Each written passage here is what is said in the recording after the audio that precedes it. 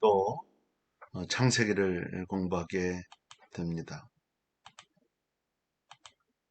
오늘 7장입니다. 온 세상이 물에 잠기다. 하나님께서 노아와 그 가족을 특별히 당신의 심판으로부터 보호하신 이유는 무엇인가? 하나님은 노아와 그의 가족을 보살핀 이유에 대해서 이 세대의 내 앞에서 의로움을 내가 보았습니다. 이 노아의 경건함을 하나님이 보셨다는 거예요. 이 내 앞에서라는 말인데요. 내 얼굴 앞에서라고 하는 말이에요. 보았다라고 하는 것은 인정했다라고 하는 거예요. 이런 의미에서 보면 노아가 완전해서가 아니고 하나님의 뜻대로 살려고 노력했기 때문에 하나님께서 노아를 의롭다 인정하신 것입니다. 방주에 입주시킨 짐승은 각각 어떤 기준으로 차이를 두고 들여보냈는가? 정결한 짐승과 공중의 새는 암수 7씩, 부조한 것은 암수 2씩을 방주에 들여놓게 됩니다. 이 정결한 짐승 암수 7씩이라는 말은 7쌍을 의미한다고 보는 견해도 있고요. 또 3쌍과 여분 1마리로 보는 견해도 있습니다. 만약에 후자가 어거스티나 칼빈은 이 후자의 것을 이야기했네요. 이 후자의 경우가 합당할 경우 여분의 1마리는 후에 하나님께 번제물로 드리기 위한 것이다. 이렇게 추측할 수 있습니다. 하나님께서 노아에게 방주로 들어가라는 명령을 내리신 후에 며칠 만에 이 땅에 비를 내리시겠다고 약속하셨습니까? 노아에게 그 명령을 하신 후에 7일 만에 비를 내리시겠다 약속을 하셨어요. 이건 무슨 의미가 있냐? 회개를 촉구하는 마지막 최후의 견고. 하나님은요, 심판의 모든 준비를 갖추시고 난 후에도 다시 세상 사람들이 회개할 수 있는 기회를 제공하십니다. 이런 사실로 보면 하나님께서 인간을 멸하기보다는 그들을 살려서 영생을 주시기 원하시는 사랑의 본체이시다.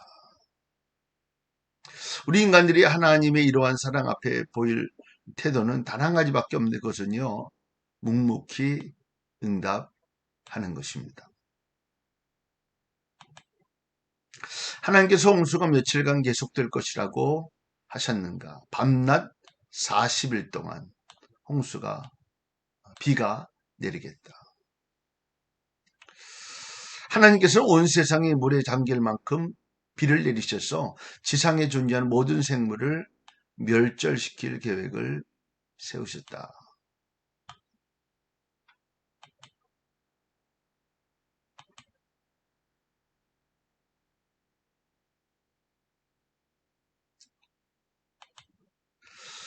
노아가 여호와께서 자기에게 명하신 대로 다 준행하였다라는 말은 무엇을 의미하는가? 노아의 순종은 아브라함이 나기 전에 하나님을 믿는 모든 자들에게 모범이 되었다. 이러한 순종은 진실한 믿음에서 나오는 열매이다. 노아는 특히 하나님의 명령을 그대로 준행했다. 철저히 순종한 것을 이야기하는 것. 순종은 외적인 화려함이나 제서보다 하나님을 훨씬 더 기뻐하신다. 순종이 제사보다 낫다. 굉장히 이렇게 중요한 것을 말씀하는 것이죠. 노아는 홍수 심판이 이르기 전에 방주를 만드는 일 외에 무엇을 하였는가? 의를 전파했다. 복음을 전파했다. 그때 조소도 핍박도 받게 됩니다. 하나님의 나라가 그에게 상속되는 축복, 이것이 바로 구원입니다. 노아의 나이 몇 살 때 홍수 심판이 임했는가? 노아의 나이 600세대. 우리가 지금 보통적으로 상상하는 거하고는 상황이 달렸죠. 이때 노아의 아들들의 나이는 100세에 약간 못 미쳤다. 왜냐하면 노아가 500세가 된 이후에 아들을 낳았기 때문이다. 이렇게 노아는 자기 아들들이 성숙해 가고 또한 자신마저 기력이 쇠하져 가는 나이임에도 불구하고 당시 사람들이 추구했던 나태와 방종을 일삼지 않고 도리어 하나님의 명령에 절대 순종하는 바른 신앙을 소유하고 있었다. 이 참된 신앙의 소유자는요, 시대도 상황도 초월합니다. 그러나 하나님 없는 자들은 시대와 세대 흐름에 자신을 쉽게 맡겨버립니다. 노아와 함께 방주에 들어간 사람은 누구인가? 노아는 아들들과 아내와 자부들, 더불어 홍수를 피하기 위해 방주에 들어가게 됩니다. 그러니까 노아의 가족 8명이다. 이것은 노아와 아들들이 각기 한 명의 아내를 취했다는 증거가 된다. 그들은 가인 족속이 취했던 일부 다처제를 배격한다. 뿐만 아니라 그 가족 전체가 방주에 들어갔다는 것은 가족 전체가 하나님의 말씀에 순종한 것을 보여준다. 가족 구성원 대부분이 불순종했던 롯의 가정과 대조를 이룹니다. 가정은 단순한 주거 공동체가 아니라 신앙과 사랑을 보존하는 생명 공동체이다. 홍수로 말미암아 온 세상이 모두 물에 잠긴 때는 언제인가? 노아가 600세 되던 2월 14일에 온 세상이 물에 잠기게 됩니다. 이 날짜가 이스라엘의 종교력으로 계산된 것인지 아니면 단순히 민간력으로 계산된 것인지는 알 수 없다. 그러나 홍수의 날짜가 이렇게 정확히 기록된 것은 홍수 사건이 역사적 사건임을 보여준다. 사실 이 대홍수 사건은 많은 고고학적인 자료에서뿐만 아니라 각국에 전해오는 설화에 의해서도 역사적인 사실임이 뒷받침되고 있다. 참 신화와 같은 일이니까 자꾸 그런 어떤 문제 제기들을 하죠. 노아 당시 온 세상이 물로 뒤덮이게 된 것은 자연계의 어떤 현상이 있었기 때문인가? 성경은 당시의 모습을 큰 기품의 샘들이 터지며 하늘의 창들이 열려라고 묘사를 하고 있습니다. 여기서 큰 기품의 샘들이란 바다의 물과 땅 속에 있는 물을 가리킨다. 바다에 또 땅 속에 있는 물. 이것은 당시에 폭우와 함께 해일과 지하수의 범람까지 동원한 것을 암시한다. 비만 많이 온 게 아니라는 거죠. 해일도 지하수에서 터져 나오는 거예요. 그리고 하늘의 창들이 열려란 말은 당시에 내리던 빗줄기가 마치 열린 창으로 쏟아지는 물과 같이 심했음을 보여주는 표현이다.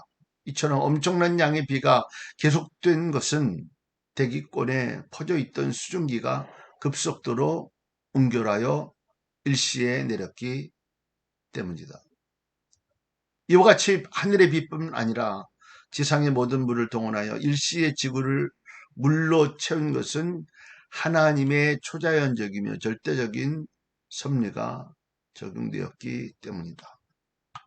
이것은 하나님께서 온 자연의 주인임을 밝혀주는 사건입니다.